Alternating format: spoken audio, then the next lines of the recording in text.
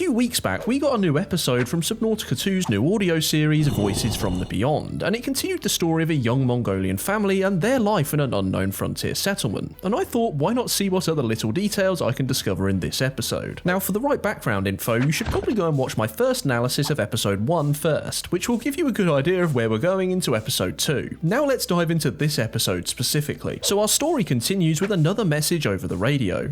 The Ariadne Arm, Alterra and the Trans-System Federation continue to seize our states. Amidst the mysterious outbreaks and political upheaval, Mongolians are fleeing in mass exodus as they try. The first piece of information we get here mentions the seizing of Mongolian territory by Alterra and the Trans-System Federation. So it seems Alterra is stepping up its response to whatever crisis seems to be unfolding, likely the outbreak of the Kara bacteria across the Ariadne Arm, which is the area of space which contains planet 4546b. Now for me, the really interesting part here is the involvement of the Trans-System Federation. Now as I mentioned in the previous episode, it seems most, if not all, governments in the Subnautica universe are a form of company/government hybrid, controlling pretty much everything in their own sectors of space. These are called transgov corporations, and Alterra and the Mongolian states are an example of them. Most companies and governments like to have total control of everything under their sphere of influence, but to keep the peace, every transgov corporation has to agree to the Transgov Charter, forbidding them from developing banned weapons, requiring them to share access to their phase gates, and to not abuse their populations. But the last requirement is the key. They are also required to jointly fund the Trans-System Federation, an independent military police force which is supposed to be unbiased and assumingly solves any disputes. The fact Alterra has called in the Trans-System Federation indicates they've probably lost control of the situation, as I doubt they'd want anyone messing around in their business unless they absolutely had to. That they're seizing Mongolian territory is also not a surprise, as we learned in episode 1 that the Mongolian states had heavily colonised the Ariadne Arm, the area which contains 4546b and likely the epicenter of the outbreak. Next we hear a rallying cry from a Mongolian leader. If we band together, unite as one against our oppressors. Only through solidarity can we resist their imperialist intentions.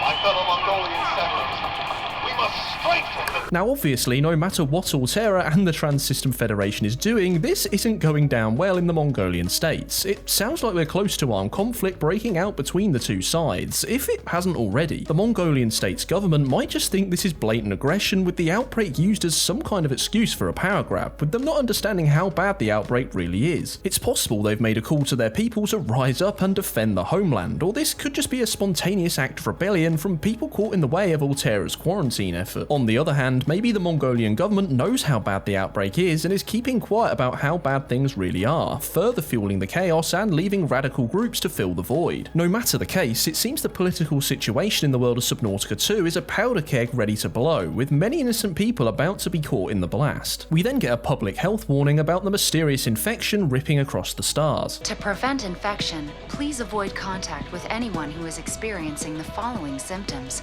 coughing, sneezing, and cysts on the surface of the skin. Together, we can stop the spread. That last symptom definitely sounds like Kara to me, but maybe that's just what they want you to think. We still don't know the name of this infection, although I'd be surprised if it wasn't Kara. For the rest of the episode, the radio is turned off and we hear a discussion between the mother and father of the house, discussing whether they should stay or whether they should go. It's not looking good. What's new? We should think about some other options. No need to stay here. No need? What about the ranch? The embryos in the lab. I mean, the grass is just about to... Didn't you hear... I did. The world is ending. But in this house, our world is just beginning. And we won't let anyone or anything ruin our dreams. The first free-range ranch in the Ariadne Arm. I get it. It's my dream too. But don't you think there are more? Dada. Come here, my little coo.